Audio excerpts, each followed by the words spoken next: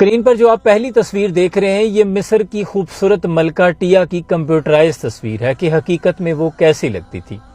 مصر کی سب سے خوبصورت ملکہ ٹیا وہ پہلی طاقتور فرعونہ تھی جس کو بادشاہوں کے قبرستان میں دفن کیا گیا۔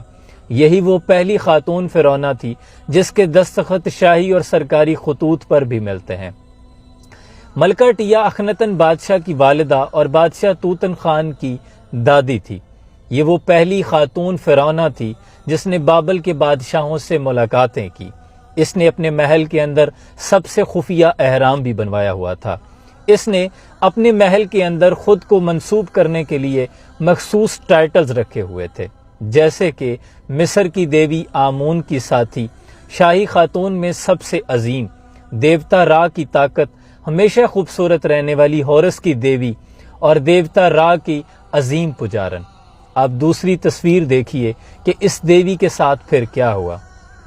ایک تمام رونیت، اپنی تمام تر ملکیت، ایک غلاموں کی لمبی فہرست، تمام جاہ و جلال اور خود کو خدا کہنے والی اپنے تمام جلووں سمیت آج قاہرہ کے عجائب گھر میں ایک پتھر کی مورت بنی پڑی ہے جسے آنے جانے والا ہر شخص کراہت کی نگاہ سے دیکھتا ہے۔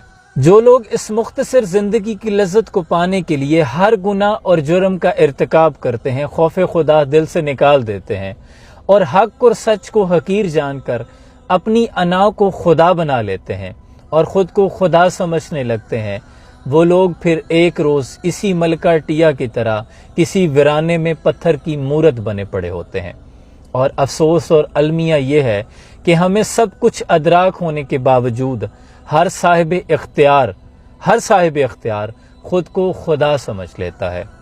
تم سے پہلے جو یہاں تخت نشین تھا اسے بھی اپنے خدا ہونے پہ اتنا ہی یقین تھا، اور یہ وقت کس کی رونت پہ خاک ڈال گیا، یہ کون بول رہا تھا خدا کے لہجے میں۔